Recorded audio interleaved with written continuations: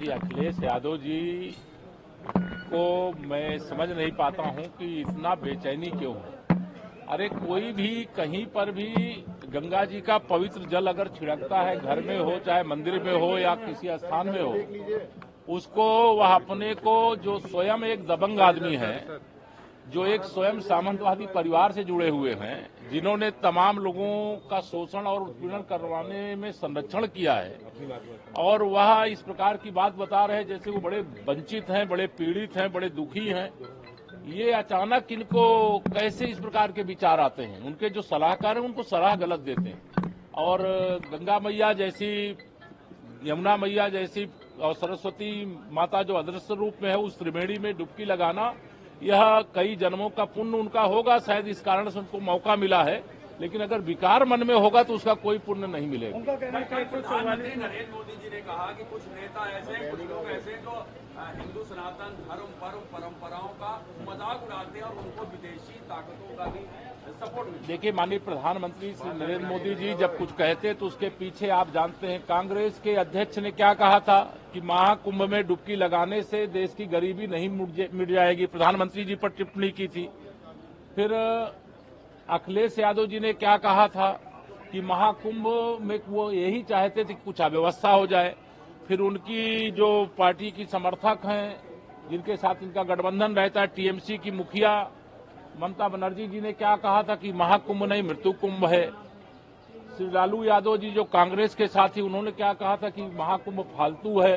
तो यह तो हिंदुओं का अपमान है, ये भारतीय संस्कृति का अपमान है, और जो श्रद्धालु आए हैं उनका अपमान है, और इस अपमान का हिसाब निश्चित तौर से इन दलों को देना पड़ेगा, इन दलों को चुकाना पड़ेगा।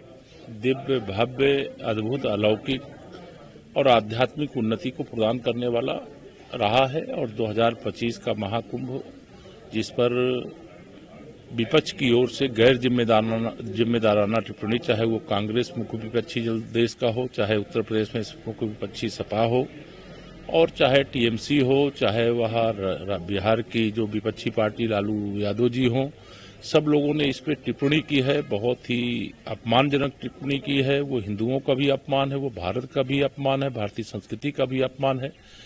ऐसे लोगों को महाकुंभ में उमड़ा हुआ जो श्रद्धालुओं का जनसैलाब है, उनको जवाब है। मैं सफलता के लिए जो भी उस वहां पर व्यवस्था में लगे हैं, सेवा में लगे हैं, उनको सबको अभिनंदन करता हूँ। अखिलेश यादव कह रहे हैं कि लेकिन ये पूरी तरह से विफल है, युवाओं को रोजगार नहीं मिल रहा, इन सबको छुपाने के लिए उन्होंने सबसे ज्यादा बेरोजगार अगर कोई है तो समाजवादी पार्टी के गुंडे हैं, अपराधी हैं, माफिया हैं, दंगाई हैं। बेरोजगारों का दर्द सपा को कभी नहीं हो सकता, क्योंकि वो बेरोजगारों का दर्द दूर करने वाले नहीं है, वो अपराधियों की सरगना है। इसलिए उनके द्वारा जो टिप्पणियां की जाती हैं उसको जनता नकारती है, और समाजवादी पार्टी को अंत की ओर जाना पड़ रहा है।